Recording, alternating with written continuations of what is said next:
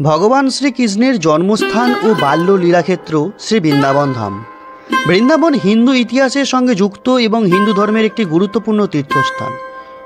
যদি ধর্মীয় দিকটাকে বাদ দিই, তবুও এখানে দেখার মতো প্রচুর জায়গা আছে। আছে 200-300 বছরের পুরানো স্থাপত্য ভাস্কর্য, আছে পুরানো হিন্দু সভ্যতা এবং মুঘল সভ্যতার সংমিশ্রণ। আজ এই ভিডিওতে তোমাদের বলবো মথুরা এবং বৃন্দাবনের যাবতীয় ট্যুরিস্টিক ইনফরমেশান। প্রথমে বলবো মথুরা বৃন্দাবনের জেনারেল ইনফরমেশান, মানে এর ইতিহাস এবং ভূগোল। তারপর বলবো এখানের ম্যাপ সম্পর্কে, এবং তারপরে বলবো ট্যুর প্ল্যান, মানে কিভাবে প্ল্যান করলে কম সময়ে এবং কম বাজেটের মধ্যে ভালোভাবে ঘোরা যাবে। তারপর বলবো ট্রান্সপোর্টেশনের ব্যাপারে, মানে কিভাবে পৌঁছানো যাবে এবং কিভাবে টোটাল বৃন্দাবন এবং মথুরা ঘোরা যাবে, এবং সবশেষে বলবো টোটাল বৃন্দাবন ঘুরতে কত টাকা খরচ হবে। তো চলো দেরি না করে ভিডিওটা শুরু করি।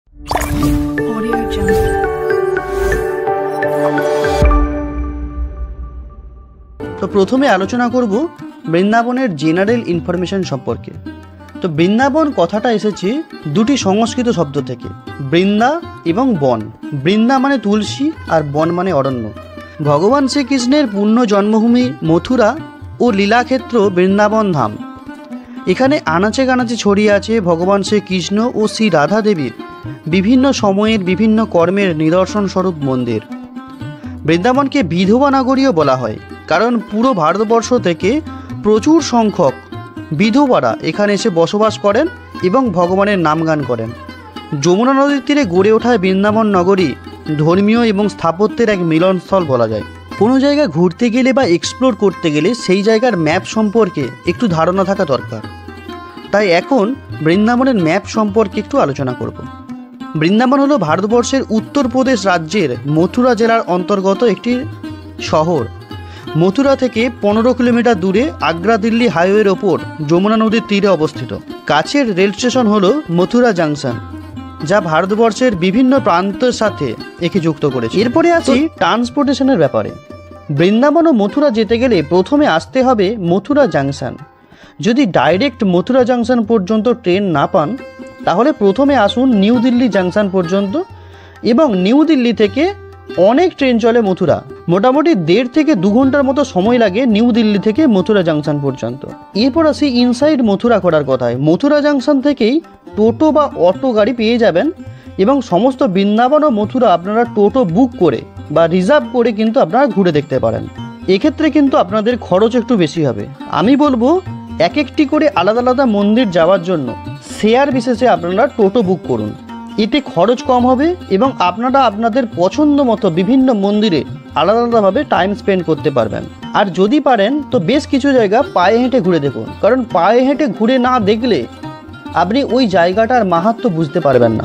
তো এবারে আলোচনা করব হোটেল সম্পর্কে। এই ট্যুর প্ল্যান অনুযায়ী প্রথম দিন আপনারা থাকুন মথুরাতে এবং দ্বিতীয় দিন থাকুন বৃন্দাবনে। মথুরাতে থেকেও 2টি জায়গা ঘুরে দেখা যায়। এখানে হোটেল সমস্ত জায়গাতেই পাওয়া যায়, আর আছে অনেক আশ্রম ও ধর্মশালা। সব থেকে যদি কম খরচে থাকতে চান, তাহলে আশ্রম বা ধর্মশালাগুলোতে আপনারা থাকতে পারেন। এখানে কিন্তু খরচ কম, হোটেলগুলোতে কিন্তু তুলনামূলক হারে খরচ একটু বেশি।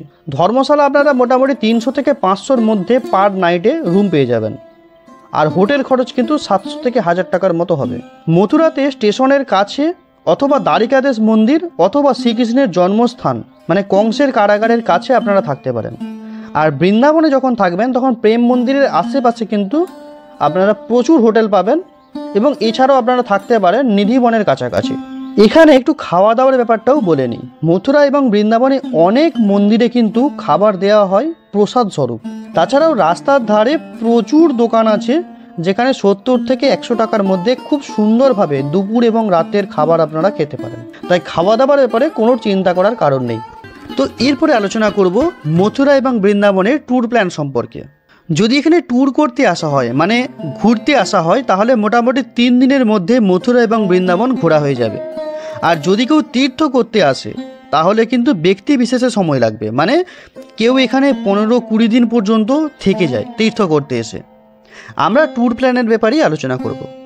বৃন্দাবন ও মথুরা আসতে গেলে সবথেকে সহজে প্রথমে আসতে হবে মথুরা জাংশন।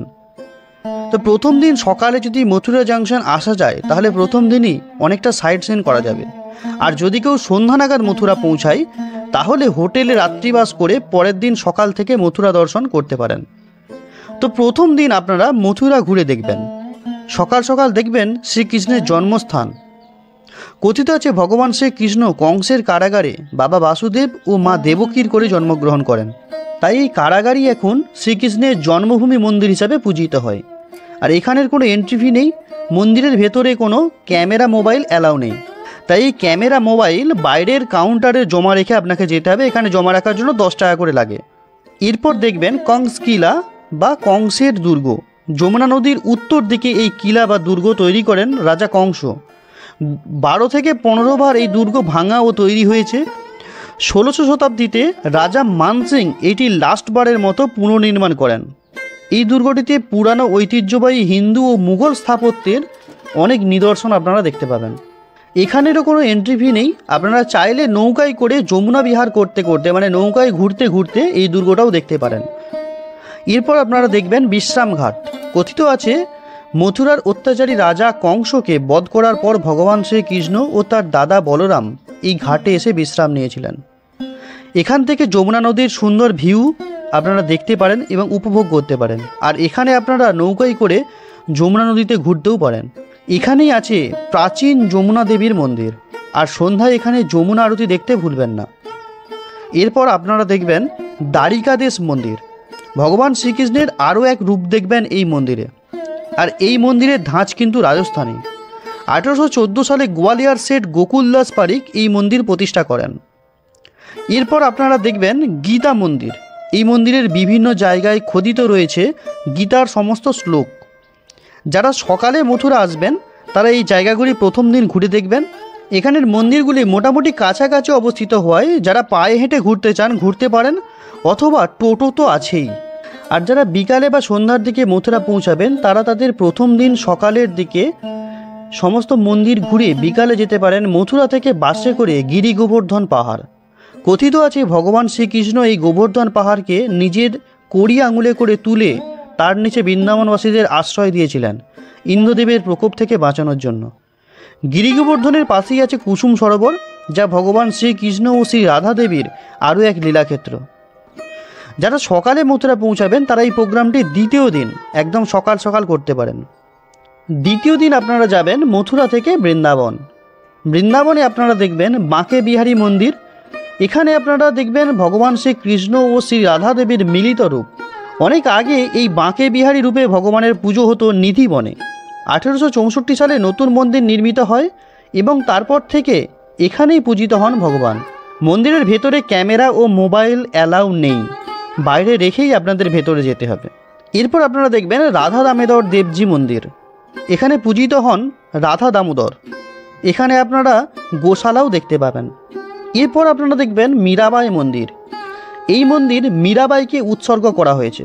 এখানে শ্রীকৃষ্ণ পূজিত হন শালগ্রাম শিলারূপে।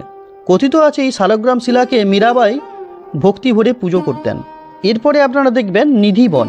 নিধিবন সন্ধ্যার পর বন্ধ করে দেওয়া হয়।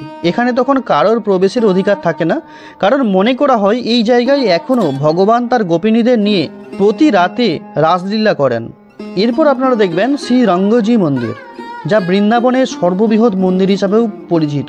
1845 সাল থেকে 1851 সাল পর্যন্ত মোটামুটি 6 বছর ধরে এই মন্দির তৈরি হয়। এই মন্দিরে পূজিত হন ভগবান রঙ্গনাথ। এরপর আপনারা দেখবেন মদন মোহন মন্দির। এটাও বৃন্দাবনের আরও এক পুরানো মন্দির। এখানেও আপনারা দেখবেন দারুণ স্থাপত্যের নিদর্শন। এরপর দেখবেন বৃন্দাবনের ইস্কন মন্দির। এখানে দেখবেন কত বিদেশি ভক্তবৃন্দ সনাতন হিন্দু ধর্মে দীক্ষা নিয়ে হরে কৃষ্ণ হরে রাম গান করে চলেছেন। শ্বেত পাথরের এই মন্দিরে আপনার মন আটকে যাবেই। এরপর সন্ধ্যা নাগাদ আপনারা যাবেন নবনির্মিত এবং সবথেকে বেশি আকর্ষিত বৃন্দাবনের প্রেম মন্দির। 2001 থেকে 2012 সাল পর্যন্ত সময় ধরে ইতালীয় মার্বেল পাথর দিয়ে তৈরি হয়েছে এই মন্দির। এখানে রয়েছে ভগবান কৃষ্ণের বিভিন্ন বয়সের বিভিন্ন ক্রিয়াকর্মের নিদর্শন মূর্তি আকারে। সন্ধ্যায় এই মন্দিরের সৌন্দর্য অপূর্ব। পরের দিন যদি মথুরা থেকে ট্রেন আপনাদের রাতের দিকে থাকে বা বিকালের দিকে থাকে তাহলে তৃতীয় দিন সকালে আরও কয়েকটি জায়গা দেখে লাঞ্চের পর মথুরা ফিরতে পারেন। আর যদি সকালের দিকে ট্রেন থাকে তাহলে সকালেই চেক আউট করে স্টেশনের উদ্দেশ্যে রওনা দিন। এইভাবে 2 দিন বা 3 দিনে মথুরা ও বৃন্দাবন ঘুরে দেখা যাবে খুবই ভালোভাবে। এবারে আসি খরচের ব্যাপারে। যদি একজন যান মানে 16 ট্রাভেলার হন তাহলে কিন্তু খরচ একটু বেশি হবে, কিন্তু যদি 2 জন যান তাহলে মাথা পিছু খরচ কিন্তু অনেক কম হয়ে যাবে, কারণ হোটেল খরচটা তখন শেয়ার হয়ে যাবে।